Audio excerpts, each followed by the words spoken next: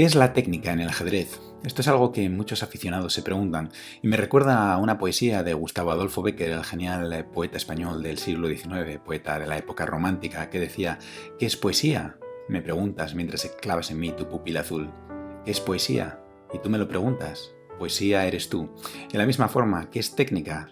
Me preguntas mientras estamos viendo esta partida de Bobby Fischer. Pues técnica es esto, quedaos hasta el final porque la forma en la que Bobby Fischer transforma el punto en esta partida, en la que gana el final con un peón de más, es la mejor definición, creo, de técnica. Una partida excepcional que vamos a disfrutar ahora mismo.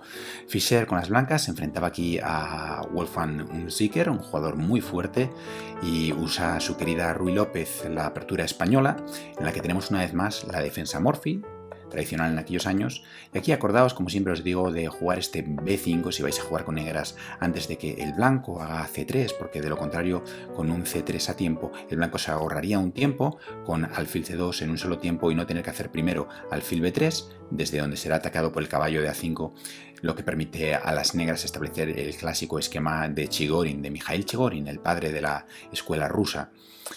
D6, y ahora veis que después de C3 va a venir ahora caballo A5, y el alfil ha venido a C2 en dos tiempos, primero a B3 y luego a C2, porque el negro hizo a tiempo B5. Si lo hace a destiempo, perdería ahí un tiempo importante que luego pues le pasaría factura en el medio juego. Alfil C2, C5 y D4. Ya os he comentado varias veces que hay dos formas de jugar esta posición. La forma típica de la escuela soviética, representada por Karpov, jugando con el centro cerrado con D5, buscando la ventaja de espacio, y la forma de Bobby Fischer, buscando aprovechar la garita posible que aparezca en D5 una vez que se elimine el centinela, el caballo de F6, con la maniobra caballo de 2, caballo F1, caballo 3, y luego caballo de 5. El caballo también en algunos casos podría incluso ir a F5. Esta de la forma, con el centro pues más abierto, era la preferida de Bobby Fischer.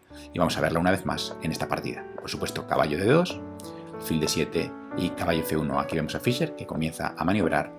Y ahora, después de peón por peón, hace caballo H2. ¿Por qué caballo H2? Pues precisamente porque tiene la idea de eliminar el centinela. Aquí el centinela que cubre esta posible garita para el caballo en F6, que pues sueña con llegar a ser un caballo saurio, pasa en primer lugar por eliminar el caballo de F6 y lo va a hacer con la jugada caballo H2. Y esta jugada tiene también otra virtud, que es que en caso de que se produzca el cambio en G4, las blancas podrían tomar con el peón, abriendo la temible milla verde que también hemos visto en otro de los 100 patrones que hay que saber. La partida continúa aquí con torre A de 8, dama F3, presionando también ese centinela, alfil E6 y ahora caballo G4. Tras caballo por se produce este cambio que hemos dicho de H por, con lo que se abre la columna, y ahora el negro comienza a tomar medidas para cubrir la casilla de 5 y por eso juega dama C6. Se continúa con G5, una jugada pues interesante, un tanto, podríamos decir, especulativa. No, porque alfil por G5 tendría la respuesta caballo de 5, amenazando el alfil. Y ahora, ojo, porque el negro tiene que tomar ahora medidas muy importantes aquí, porque después de alfil por C1 habría la jugada caballo F6 jaque. De modo que aquí el negro pues tendría que ya pensar en hacer una jugada como torre por D5, porque si aquí hace alfil E7, tratando de retirar el alfil y mantener la casilla F6, simplemente se encuentra con caballo por E7, torre por E7, y ahora alfil G5 sería buena, pero todavía mejor es dama F6 atacando la torre y preparando dama H6 con terribles consecuencias. Por lo tanto, aquí, después de G5, la partida continuó con la jugada caballo C4, buscando eliminar el caballo que quiere a todas luces acabar apareciendo en D5. Pero Fischer tiene otros planes para el caballo y juega caballo G4, explotando ya estas debilidades que han aparecido en el flanco de rey tras la jugada G6. Y ahora, por supuesto, pues el negro tiene que tomar una decisión un tanto difícil. O bien permite que el caballo aparezca en H6 o en F6, lo que sería muy incómodo, o bien se deshace de la joya de su posición, el alfil de casillas blancas, su mejor alfil, que controla las casillas importantes de 5 y F5 y que discurre por color opuesto al peón de 5. El negro opta por esta segunda opción y juega alfil por G4, pero tras dama por G4 vemos que va a haber una presión aquí y el blanco poquito a poco podría jugar rey G3, rey G2, torre H1, etcétera, y minar el punto H7, que no se puede mover fácilmente por culpa de la presión que controla el peón de G, el peón caballo rey de las blancas, que está esperando aquí, vigilando que el otro no se mueva 2 casillas para poder comerle al paso. F6, destruyendo este peón que tan molesto es. G por F6, alfil por F6, y ahora A4. Un nuevo patrón aparece. ¿Os acordáis cuál es? El de Longinus. Aquí con ese ataque por el costado contra este avance en el flanco de dama, ese despliegue de A6, B5, caballo B6, A por B5, y ahora veis que la torre comienza a jugar inmediatamente desde su casilla inicial gracias a este A4. Las blancas continúan el desarrollo con alfil E3, torre A8, tratando de poner fuerza en la columna y disputarla. Torre D1, Fischer ocupa la otra columna abierta, veis que un juego muy armónico, muy sencillo, las torres a las columnas abiertas, rey H8, y ahora un nuevo patrón. A ver si se os ocurre aquí qué jugada hizo Bobby Fischer. Bueno, pues Fischer utiliza aquí el abanico de Julio Granda.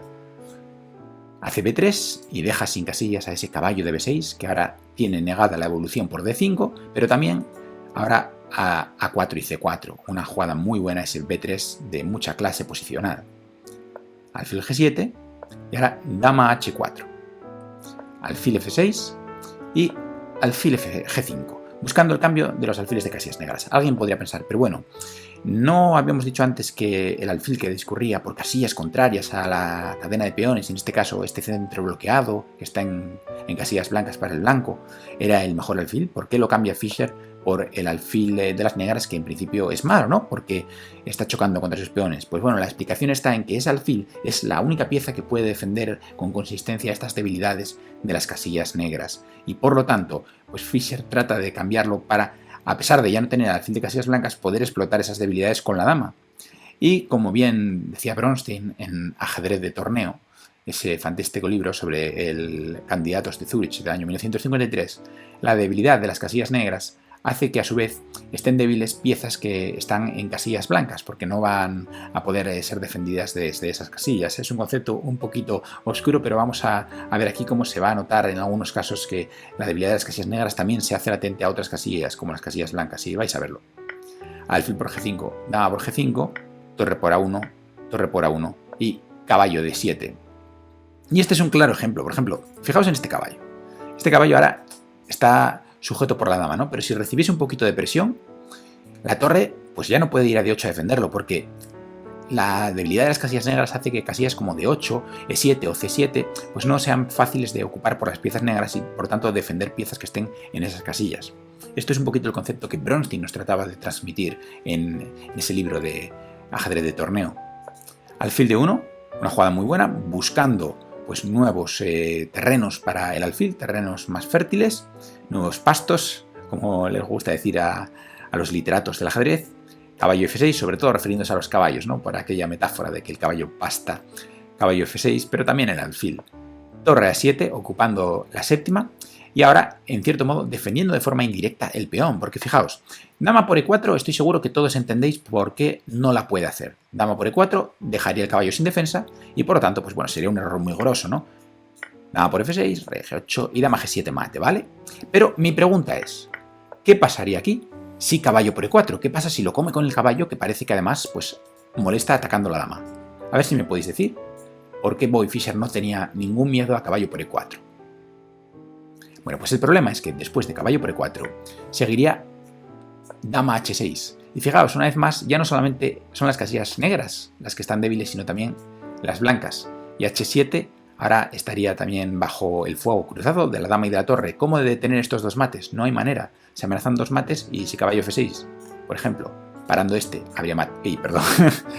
Habría mate en G7, se me escapa la dama. Espero que esto no me pase cuando juegue partidas. Y la otra posibilidad sería tratar de evitar el mate en G7. Por ejemplo, vamos a poner una jugada como torre G8, pero entonces viene el mate en H7, ¿vale? No se pueden evitar los dos mates. Por eso el peón era tabú. Y por eso un Zicker jugó dama D6. Fischer continúa con alfil E2, atacando el peón de B5. Y ahora ya, pues, no hay una buena manera de defenderlo, la verdad. Por ejemplo, si jugasen torre B8, ahora se encontrarían con que torre F7 deja prácticamente ya sin esperanzas a las negras, porque el caballo pues no tiene buenas casillas y vamos, la verdad es que no es sostenible la posición aquí. Por eso Unziker trató de buscar una solución más práctica y entregar el peón, tratando de conseguir tablas en un hipotético final en el que tendría la ventaja de, por lo menos a pesar de tener el peón de menos, tener las piezas de capa blanca, esto es, el equipo dama y caballo contra el equipo dama y alfil. Pero vamos a ver cómo Fischer va a jugar aquí con una técnica, y a esto es a lo que me refería antes al principio del vídeo, que es absolutamente inapelable y que no va a dejar ningún chance a Unziker de siquiera soñar con esas tablas. La partida continúa aquí con rey G7, centralización del rey, buena técnica, alfil E2, el alfil ya no pinta nada en B5 y cubre casillas importantes que pudieran permitir entrar a la dama negra, dama C7, dama E3, dama A5, G3, muy buena jugada dándole aire al rey de las blancas. Dama A3, se ataca el peón, pero Fischer juega rey G2, ¿por qué? Buena técnica. Alguien aquí pues podría empezar a preocuparse, me atacan el peón, pues voy a defenderlo, alfil C4, alfil D1. No, Fischer primero mejora al rey. ¿Por qué? Porque la técnica se basa también en cierto cálculo, pequeñito cálculo, pero fijaos, dama por B3 comería el peón de C5 y ahora caballo por E4 no es posible porque hay dama por E5.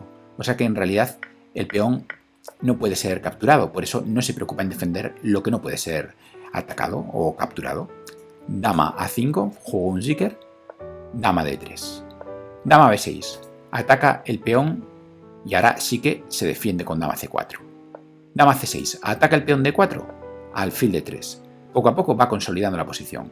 Dama B6 otra vez y ahora B4. Finalmente, una vez que ya lo tiene todo consolidado, crea su peón pasado gracias a que tiene un peón de más. Merced a este peón, pues el negro va a tener que en algún momento acabar cambiando las damas cuando Fischer vaya amenazando simplemente llevar el peón hasta octava y entonces emergerá un final de alfil contra caballo, además con peón de más. O sea que todo estará favorable a Fischer. Caballo G4, aquí hay que tener cuidado hasta el final, porque a veces tenemos una buena posición y se nos escapa por un fallo de concentración. No podemos permitir dama por F2, por supuesto, dama C5, ¿vale? Siguiendo con la idea de avanzar el peón apoyado con la dama. Unziker tiene aquí al final que cambiar, como se adelantaba ya, B por C5 y rey F7. Va a tratar de llevar el rey a detener este peón. ¿Qué hace Fischer? Bueno, pues en primer lugar juega F4. Muy buena jugada, tratando de crear un segundo peón pasado y mejorando su estructura de peones y creando ya una tensión en el centro que le va a favorecer en todo caso. De esto hablaba en una serie muy interesante que tenéis en Chess24 sobre estrategia avanzada de ajedrez, en la que Julio Granda, con ayuda del Divis, nos explica algunos conceptos muy importantes y en concreto el de por qué a veces favorece o no a un bando la tensión. Y el gran maestro peruano lo explica del siguiente modo. Nos dice que cuando veamos una tensión central como esta, tenemos que preguntarnos qué bando saldría beneficiado si se resuelve la tensión, si se cambian los peones. Por ejemplo, si el negro hace E por F4. Si os dais cuenta, si aquí el negro hace E por F4, el blanco mejora muchísimo la posición, porque los peones ahora están ligados y tenemos un nuevo peón pasado. Por lo tanto, el negro pues siempre va a estar molesto aquí con esta tensión porque él no la puede resolver. Y por lo tanto, es favorable a las blancas esta tensión. Creo que es un concepto muy importante y que os invito a recordar. Rey E7 y ahora rey F3. Simplemente centralizando su rey, como siempre os digo que indica Mikhail Sereshevsky. Caballo F6, alfil B5, quitándole el paso al rey por la casilla D7, pero también la maniobra de caballo D7. Rey E6, alfil jaque, rey E7, C6. Y esta jugada también me parece que es un halago de técnica, un despliegue de técnica muy grande, C6, porque estoy seguro que muchos no haréis esta jugada porque pensaréis, bueno, pero es que me hace rey de 6, ¿no? ¿Cómo voy a hacer esta jugada, capa? Pues el problema es que después de rey de 6, parece que se ataca el peón, pero en realidad un pequeño cálculo, y tampoco es más que esto, pero la técnica requiere, también se basa en calcular bien lo suficiente, no son grandes combinaciones, pero lo justo para poder hacer cosas que nos parecería que no podemos hacer. Hay peón por peón jaque. Y ahora fijaos, estamos atacando el caballo, por lo que hay que capturar el peón. Y desgraciadamente, el rey ya no llega a parar el peón que está en este pequeño cuadro. Fijaos, el rey por supuesto está fuera del cuadro del peón y ya no se puede detener la casilla C8. Por eso, pues Fischer puede hacer este C6 que muchos quizás hubieseis pensado que no era posible. Y esto es lo que le permite la técnica. Caballo E8, F por E5 y fijaos ahora, el resultado de la buena técnica es esto. El caballo queda totalmente dominado, el rey no se puede acercar al peón y el blanco ya tiene un nuevo peón de más. 2 peones de más, la posición por supuesto es insostenible. H6, rey E3, caballo C7, rey D4 y H5. Y ahora otro momento que me gusta muchísimo. Me gustaría que pensaseis qué hacer aquí, qué haríais aquí. Bueno, pues el blanco ya os adelanto que puede ganar de varias maneras. Una es simplemente lanzar el rey hacia el flanco de dama, incluso un ordenador es la jugada que elegiría porque gana de forma más contundente. Pero me gusta mucho la forma en la que Fischer afronta esta posición y juega rey E3. Y esto me parece que es también otro signo de buena técnica, porque los grandes maestros sobre todo tienden a no dar ninguna oportunidad, a no dejar nada al azar, a no correr ningún riesgo, a ganar sin, como se suele decir a veces, sin bajarse del autobús, ¿no? Y en este caso Fischer pues vuelve con el rey tranquilamente, no tiene miedo en rectificar. Esto es otro de los conceptos que manejan tanto Mark Dvoretzky como Mikhail Shrestevsky, que es que en los finales no hay que tener prisa y no hay que tener miedo a si iniciamos un plan, poder volver atrás, avanzar con el rey, retroceder, etc. Por eso hay que tener mucho cuidado con mover los peones, porque son las únicas piezas que no vuelven para atrás. Las decisiones que tomemos con los peones ya nos comprometen para siempre. En cambio, con una jugada como rey de 4 no pasa nada, porque podemos volver aquí, como ahora hace Fischer, para no permitir en ningún caso que se le pueda crear un peón en el flanco de rey, un peón pasado que le pueda complicar la vida. No lo va a permitir nunca. Fijaos ahora qué limpio gana alfil E2, H4, debilitando los peones, G por H4, G por H4 y ahora alfil C4, volviendo a dominar el caballo de forma elegante, muy buena técnica, y el rey irá por el peón tranquilamente. Caballo E8, rey F4, rey D8, el rey pues trata de ir a por el peón, pero no hay ningún peligro, rey G4, rey C7, y ahora aquí otro signo de buenísima técnica. Por supuesto, ganan muchas jugadas, es posible muchas cosas aquí. Alfil D5 defendiendo el peón, pero es que Fischer entiende la posición de una forma espectacular y juega aquí la jugada alfil F7. Alfil F7 que ataca el caballo. Por supuesto, no se puede comer el peón porque habría alfil por caballo jaque. Y ahora, después de caballo G7, fijaos, rey por H4 y el caballo está totalmente dominado. Dominado por el rey y dominado por el alfil, por lo que después de rey por C6 y rey G5 se va a perder el caballo o cambiarlo por el alfil, lo que dejaría al final con los peones totalmente ganado. Así que aquí Unzicker abandonó. No me digáis que no es un claro derroche de técnica esta partida, me parece espectacular y una buena definición para cuando nos pregunten, al igual que hacía Gustavo Adolfo Bécquer en aquel poema hace pues ya más de 100 años, cómo podemos definir lo que es técnica. Bueno, pues espero que os haya gustado este vídeo. Si es así, os agradecemos que nos apoyéis dándole like. Tan solo tenéis que hacer clic en ese icono del dedito para arriba. También os invito a ver otros vídeos como los de esta serie, de mis 60 mejores partidas, el genial libro de Bobby Fischer, donde vamos comentando una a una todas las partidas que Fischer recogió en aquel libro. Y también, como no, pues también algunos patrones relacionados como con esta partida de hoy. Os pongo aquí un par de ellos, como este de El abanico de Julio Granda o este otro de El Centinela, por si acaso alguno no los ha visto todavía. Y sin más, nos vemos en este Círculo Ajedrez de José Raúl Capablanca con nuevos vídeos, con nuevos patrones, pero sobre todo con ajedrez para todos.